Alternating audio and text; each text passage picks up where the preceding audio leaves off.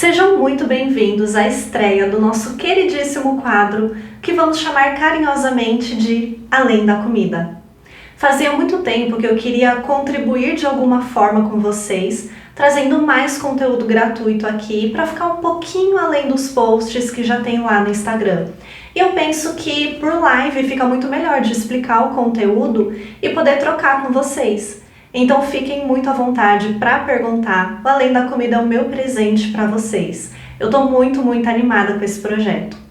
Então deixa eu explicar um pouquinho da ideia desse quadro. Quinzenalmente eu quero trazer um novo episódio, curto, mas com muito conteúdo sobre emagrecimento, compulsão alimentar, constância, rotina, autoconfiança. Foi um desejo muito genuíno mesmo e agora saiu do papel. Podem deixar, inclusive, sugestões de temas aqui nos comentários. Na sua opinião, qual tema não pode faltar? Então vamos para o tema aqui do primeiro episódio, que é do caos à constância. Quantas de vocês vivem me mandando no direct perguntas sobre constância, sobre emagrecimento, hábitos? Eu tenho certeza que todo mundo aqui tem hábitos em mente de coisas que vocês querem implementar na rotina de vocês. Pode ser emagrecer, fazer atividade física, ser constante na dieta. Todo mundo aqui tem coisas em mente que deseja implementar. E eu quero que você imagine um ponto A, onde você vive inconstante, comece e para, abandona tudo que começa, paga a academia e não vai. E um outro ponto B, onde você é constante e elimina esses problemas que acontecem aqui no ponto A. A base que vai levar você de um ponto a outro é a disciplina. Mas calma que a gente vai conversar justamente sobre isso. Porque talvez você já escute sobre disciplina e fala, nossa, ferrou. Eu não consigo ser constante em nada na minha vida. Eu não tenho essa força para ser uma pessoa disciplinada. E isso acontece porque no senso comum a gente tem essa ideia de que para ter bons resultados a gente precisa de uma disciplina imensa, muito rígida. Só que vocês começam a se perder justamente aqui. Porque vocês têm essa visão de que uma pessoa só é merecedora de resultados ou ela só vai longe na vida se ela for extremamente disciplinada, só que dentro daquele cenário ideal de 7 vezes na semana fazendo atividade física. Uma dieta bem regradinha. É muito ilusório.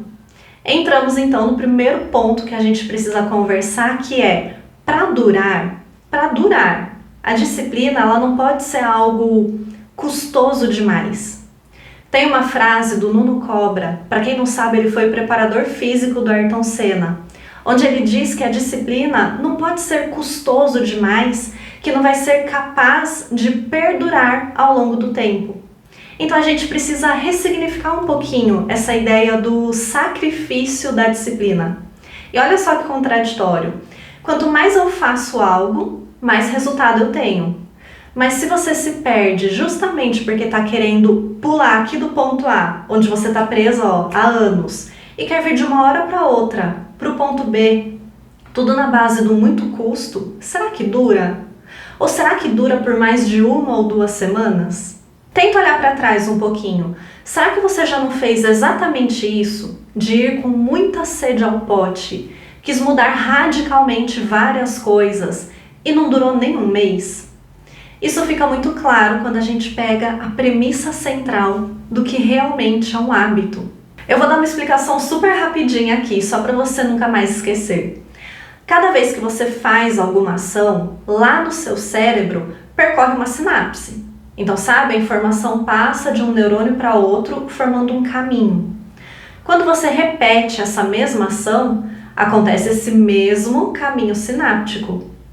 Na repetição muito frequente de uma ação, quantas vezes já não foi percorrido o mesmo caminho lá em nível cerebral?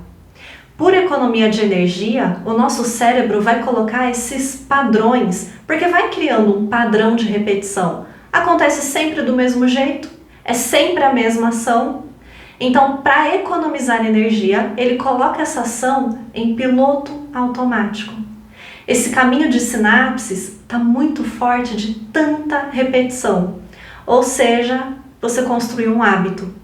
Só que existem hábitos saudáveis e hábitos que, se forem feitos com uma grande repetição, eles são nocivos, eles prejudicam, né?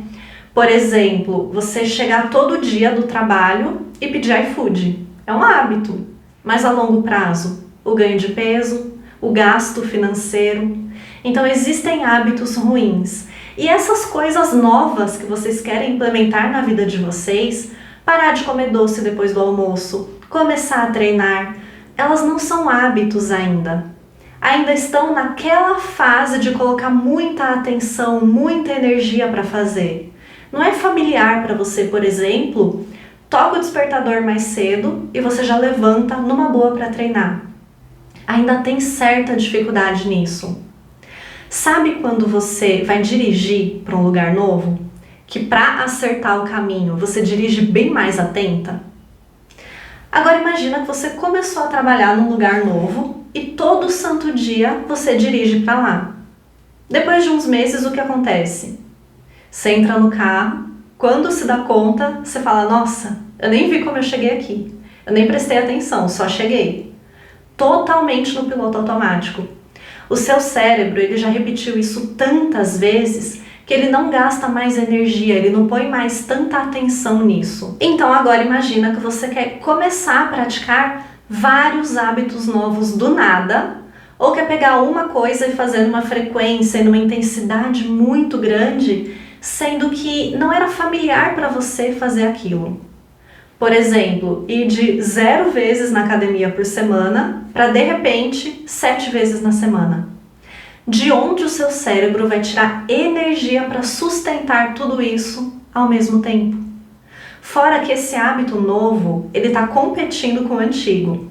De continuar deitada, de comer o doce quando bate vontade, que são os hábitos que estão hoje aí super automáticos. Olha que luta, que esforço para conseguir fazer isso. É lógico que não vai durar. Eu gosto muito de pensar no essencialismo das coisas, porque isso foi um vilão muito grande para mim também. Eu queria começar várias coisas ao mesmo tempo e é lógico que eu não era constante em nenhuma delas. Então, não vamos pensar nesse caminho do sacrifício, de ser muito custoso, de que para valer a pena tem que ser radical demais. Vamos pensar em renúncia. Renunciar aos prazeres imediatos que esses hábitos nocivos geram. Porque, gente, todo comportamento tem uma função. Você pode não se orgulhar do comportamento que tem, mas ele se repete porque tem uma função. Tem algo reforçando essa repetição. Você pode se sentir a pessoa mais preguiçosa do mundo por sempre desligar o despertador e voltar a dormir, em vez de levantar para treinar. Você pode se xingar todo santo dia por isso, mas isso se repete porque tem um reforçador. Existe um prazer em continuar no conforto. Mas aí coloca na balança, o que vale mais? O que te deixaria mais orgulhosa de si mesma e traria também consequências melhores de serem vividas? É o prazer imediato do doce? De não sentir a dor do treino? Ou de atingir o seu objetivo de entrar num provador e qualquer roupa cabe? Se olhar no espelho e ficar feliz. São renúncias que a gente precisa fazer em prol de algo muito mais prazeroso, porém que não vai aparecer a curto prazo. Por isso que é tão difícil, porque se você come o doce, você sente prazer na hora. Se você vai um dia na academia, você sente orgulho, mas olha no espelho e tá tudo igual. Por isso é difícil renunciar. Mas aí você tem que pensar assim, para tudo no nosso corpo existe um limiar para que ele perceba a mudança. Então se você vai um dia no treino, você volta igual. Você vai no dia seguinte, volta igual. Chega um momento que o seu corpo rompe esse limiar de percepção e você olha e começa a reparar que está um pouquinho diferente. Aí você continua indo. Quando se dá conta, o músculo está muito mais marcado, a roupa está muito mais larga. Então, precisa acumular algumas coisas para que se veja o resultado. Mas o tempo cronológico vai passar de qualquer forma. Você vai chegar daqui 6 meses, 1 ano, 5 anos. Quanta transformação cabe em 5 anos? Em 1 ano que seja. Você vai chegar nesse tempo com a mesma mente de sempre ou você pode chegar com o resultado. É uma decisão. Cada vez que você falta na academia, fura a dieta, se convence que não viu o resultado, que está demorando e para, é uma decisão.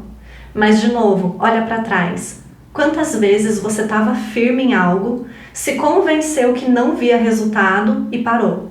Onde é que isso te levou? Hoje, já que o tempo cronológico passou, hoje, qual foi o resultado da sua última desistência? É isso, gente, paciência com o processo, senão você nem aceita o processo como ele é. Tem uma frase que eu amo que diz o seguinte: as pessoas não escolhem os seus futuros, elas escolhem as suas ações e as suas ações determinam os seus futuros. Anotem, publiquem essa frase. E imaginem a seguinte analogia. Pensa que ali no fim do mês, depois que você terminou de pagar todas as suas contas, você percebeu que ficou com R$ 500 negativos. Como seria se você falasse: eu já me endividei, já está negativo mesmo, então eu vou gastar R$ 5.000 porque mês que vem eu estou comprometida e eu vou compensar. É a mesma coisa que você faz com a sua alimentação, com o treino. Você falta numa quarta e fala: ixi, semana já era, eu nem vou mais. Você come um pouquinho além da conta e fala: hoje já foi, e chuta o balde. As suas ações determinam o seu futuro. E outra coisa também é que eu entendo que é difícil a gente se enxergar num lugar no qual a gente nunca pisou. Então, se hoje você está saindo do sedentarismo ou ainda está nele, é difícil se imaginar indo 7 dias na semana na academia. Agora, se você for uma pessoa extremamente constante dentro da sua realidade, você chega lá. E se para a sua realidade o sustentável que o seu corpo ou o seu tempo, a sua rotina conseguem é ir 1, 2 vezes na semana, então seja extremamente disciplinada na sua 1, 2 idas na semana. Aí você fala: mas 2 vezes nem vai dar resultado, eu nem vou, o ideal seria 7. Mas aí por não ir 7, então você não vai nenhuma? Qualquer resultado é diferente de 0. Outro ponto que eu ia comentar, aliás, é que quando você está em movimento, seja 2 vezes na semana, você está menos sedentária. O seu corpo, diante desse estímulo que você está dando, ele começa a criar mais resistência, mais energia. Então, por ter começado com 1, 2, 3 vezes na semana, criando mais energia, criando mais resistência, fica mais fácil ir mais vezes. Você tem mais fôlego, tá pegando gosto pela coisa, tá virando um hábito.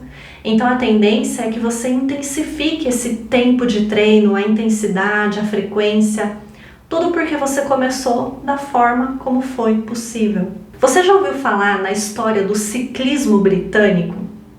Você conhece? Em 1908, eles ganharam somente uma medalha olímpica e em 100 anos eles não haviam ganhado. Em 2003, eles contrataram uma pessoa que trouxe o conceito de agregação de ganhos marginais. O que é isso? 1% todo dia. Pequenas ações diárias. Ele buscava melhorar pequenos pontos em absolutamente tudo. Então, algumas coisas que eu me lembro. Tinha uma lista imensa. Ele passava álcool no pneu da bicicleta para ter mais aderência. Os atletas usavam uma espécie de roupa aquecida debaixo do short para manter o corpo aquecido. Os tecidos das roupas eram feitos para transpirar melhor e até o gel de massagem pós-treino era diferente. 5 anos depois, 60% das medalhas olímpicas eram deles. Vocês menosprezam muito exatamente o que vai tirar vocês do ponto A e levar para o ponto B. Por essa mania de falar: X vezes na semana eu não quero, é pouco. Quanto mais movimento, mais o corpo aguenta uma frequência maior. É muito distante se enxergar direto ali no ponto B. Então, se esforça para ficar aqui no meio termo. Porque quando você estiver aqui no meio termo, o hábito vai estar automático, o seu corpo vai ter uma melhor aderência para o restante do caminho. Então, poxa, conheça suas limitações. É rotina? Quanto cabe na sua rotina? Alguma coisa cabe. É medo? Do que exatamente você tem medo? Como você pode burlar um pouquinho esse medo? Conheça suas limitações, respeite as suas limitações e saiba que o jeito que você começou não é necessariamente o jeito que você vai continuar daqui a um tempo. Encontre o seu mínimo viável. Então, exercício para você fazer aqui depois de assistir.